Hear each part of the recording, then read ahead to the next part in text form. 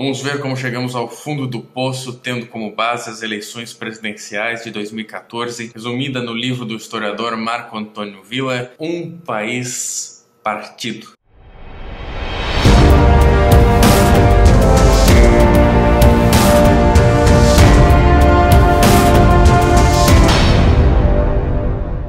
O Villa começa fazendo um retrospecto conciso de todas as eleições da história da República até chegar à de 2014. Como esperado, Villa consegue fazer um excelente trabalho histórico, não só nesse início, mas como ao longo do livro. É um trabalho que eu tenho visto raramente ser bem feito, pois é uma obra sobre a história presente. O livro foi escrito durante as eleições. Isso não acontece à toa porque um trabalho desses se confunde muito com o jornalismo, tão pouco praticado nos dias atuais, em que parece ter se transformado em publicidade, geralmente do governo, ou em transmissão de fofocas, vide as supostas notícias que não têm comprovadas a sua procedência. O livro em si só não é melhor, é apenas bom, porque é visível que em algumas partes há uma afobação do Villa. Não sei se é a primeira experiência dele com um livro como esse, mas é compreensível, já que o escritor estava no calor dos fatos narrados e não conseguia fazer um trabalho mais aprofundado, até porque os fatos estavam vindo uns atrás dos outros e você, como escritor, tem que dar conta de absorvê-los. É um trabalho bastante exigente. Outra coisa que atrapalha é uma visível preferência do autor pelo Aécio Neves. Por exemplo, há uma parte do último debate presidencial em que a Dilma faz uma pergunta ao Aécio Neves e o candidato foge de responder. No mesmo contexto, sendo a Dilma a responder, o Villa chama a atenção do leitor, corretamente, de que ela foge também da resposta. Porém, quando o Aécio comete o mesmo erro, o Villa prefere elogiá-lo. Então, em alguns momentos, o livro perde em imparcialidade e objetividade. No entanto, não é um grande problema, pois é perfeitamente possível que o leitor se dê conta do erro cometido. E de maneira alguma isso acaba estragando o objetivo histórico do livro. Os maiores problemas ficam por conta do PT, como a insistência dos petistas em tentar denegrir durante a campanha os processos de privatização que o Brasil passou. Se privatizou, foi pouco nesse país. Se o PSDB não tivesse insistido em manter a Petrobras estatizada, nós hoje não estaríamos pagando a conta pela roubalheira que lá houve, principalmente durante os governos petistas. Óbvio que não vou livrar a culpa do povo também, ou seja, a nossa culpa por ter demandado por muito tempo um Estado cada vez maior e logo centralizador. Durante a leitura é muito interessante ficar fazendo um exercício de memória e tentar relembrar os fatos que o Villa narra. É um tanto deprimente acompanhar a trajetória da Marina Silva, obviamente despreparada para a disputa, e isso fica claro pela moderação que a gente pode se lembrar muito bem com o que ela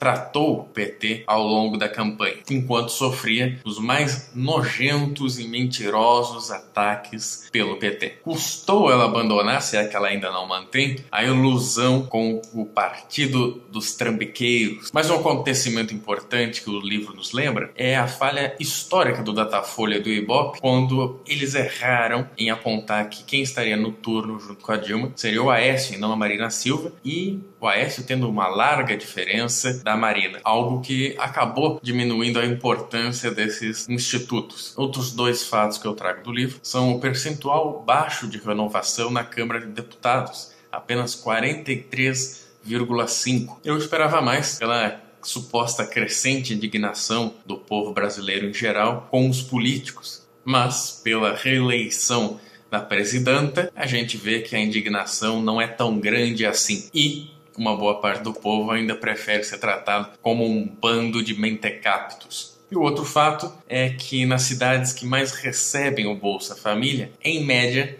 78% votaram em Dilma Rousseff. Se isso não é usar um programa assistencialista para comprar votos, eu não sei o que é. Para mais dados como esse sobre as últimas eleições, leia Um País Partido, do historiador Marco Antônio Villa, da editora Leia.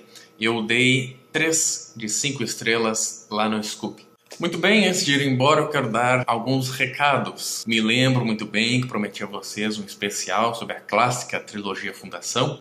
Vai demorar mais algumas boas semanas para sair. Por agora estarem saindo até o final de setembro, livros que finalmente serão publicados no Brasil e que eu aguardei por muitos anos, sem dúvida são alguns dos motivos que vão causar esse adiamento. Mas tem um motivo muito mais forte, um motivo de mais de 1000 páginas. O 7º e último volume de A Torre Negra. Tá certo que é uma edição de bolso, mas ainda assim é um longo livro e que faz parte da saga mais importante do Stephen King, que tem realmente aqui no início uns acontecimentos muito bons, né? Que me pegaram de jeito, e quando isso acontece não adianta, eu vou com a leitura até o fim. Mas fiquem tranquilos, o especial Trilogia Fundação vai sair, promessa é dívida, a menos que eu tivesse um bom motivo para quebrar essa promessa, e ele não existe. Muito obrigado por ter assistido este vídeo, até o próximo, tchau!